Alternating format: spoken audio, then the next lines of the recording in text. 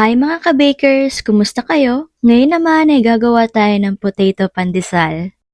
Kailangan natin maglagay ng 130 grams na patatas at atin siyang pakuluan. Bago din pala natin ito pakuluan ay kailangan muna natin maglagay ng isang kurot na asin. At syempre, pakuluan na natin. Ayan, kumukulo na po siya mga ka-bakers at maghintay lang po tayo ng konti bago po natin to alisin. At eto na po siya mga ka-bakers, technically luto na po siya. At kailangan nga po pala is yung texture niya is yung para na po siyang mashed potato na malambot na po at pwede na po siyang i-mash. Basta po kailangan lang po malambot na po siya talaga at hindi po siya matigas. Yun po dapat ang texture na kailangan natin kuhain. At syempre, kailangan po natin siyang palamigin ng konti bago po natin siya balatan.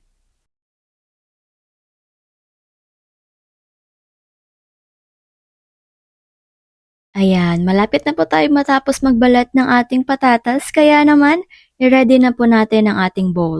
Sa ating mixer bowl naman ay maglalagay tayo ng 100 grams ng Mountain Dew, evap milk 100 grams, butter 75 grams, sugar 100 grams, asin 10 grams. Ang yeast po na dapat na ilagay dito ay 1 teaspoon lang po, pero dinamihan po namin ng konti kasi po medyo nakikrave po kasi kami. Ang sunod naman ay ang patatas. Haluin muna natin hanggang sa matunaw na ang asin. Pagkatapos naman noon ay ilalagay na natin ang ating bread flour na 500 grams. I-ready na natin ang ating mixer dahil papaandarin na natin ito. Hayaan lang natin ito hanggang sa makuha na natin yung consistency na gusto natin. Hayaan lang muna natin ito ng mga ilang sandali mga ka-bakers. Ito naman ang itsura niya kapag tapos na siya or ready na siya mga ka-bakers. Kailangan ang texture niya or consistency niya is stretchable na siya. Yan. Pero dapat po malambot po siya at wala pong buo-buo para naman po masarap po ang ating pandesal. Yan. Kailangan po ulit, kailangan stretchable na po siya. At medyo sticky na rin. Pahiran lang po natin ng konting mantika at i-rest na po natin siya ng mga 30 minutes. At kapag tapos na po ang ating 30 minutes ay babastunin na po natin siya. Kailangan lang po natin siya gawin ng ganyan at ikot-ikot. Kailangan po pala is matigas po yung pagkakaikot natin. Kasi po pag malambot, hindi ko po alam kung ano po yung magiging resulta. Kasi usually po talaga matigas po talaga yung ginagawa namin.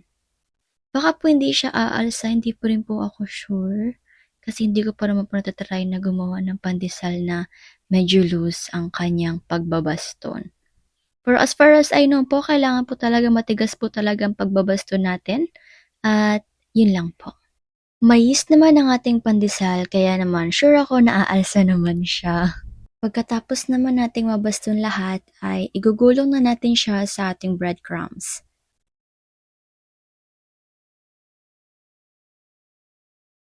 Ayan, pagkatapos naman ay ayusin lang po muna natin at kumuha tayo ng plastic na clear. Pagkatapos, let it rest po for 30 to 60 minutes. At nandito na naman po tayo kung saan hahatiin na natin ang ating pandesal. Ayan. So yun na po, atin na po siyang hahatiin at pagdating naman po sa size niya is kayo na po ang bahala kung gaano kahaba or kung gaano kalaki. Usually po, ang laki po na kinakat namin is 30 to 40 grams each. And basta po kayo na pong bahala kung ano po o ilang gramo po yung ilalagay nyo.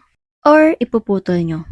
Pasensya na po at hindi ko na po napakita kung paano po pinutol kasi po hindi po siya na-save. Kaya po ipapakita ko na lang po kung paano po siya sinalansan. At usually po mga ka-bakers sa pagsasalansan ay gumagamit kami ng plancha. Pero ngayon, tray lang muna yung ginamit namin kasi medyo magkakaroon ng maraming laman ng aming mga plancha dahil gagawa pa kami ng isa pang pandesal na binibenta din namin. And ito po kasi ay for cravings lamang.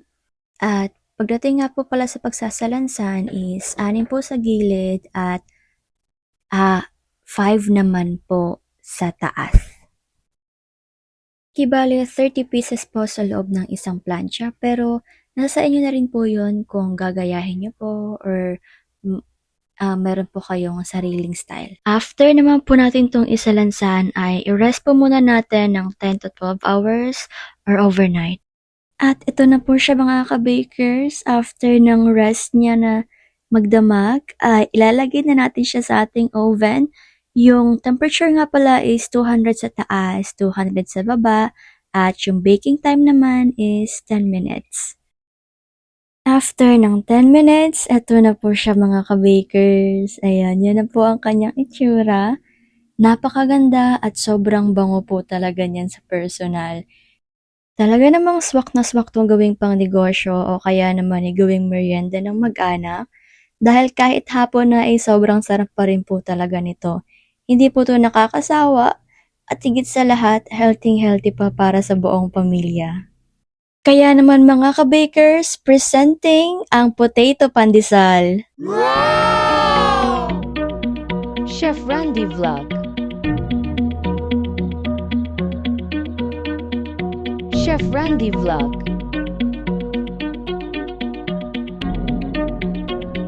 Chef Randy Vlog.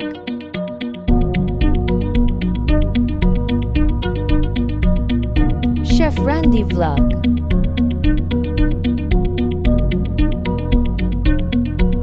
Chef Randy Vlog.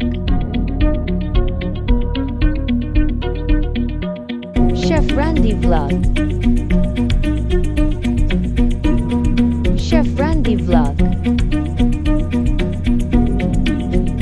Chef Randy Vlog.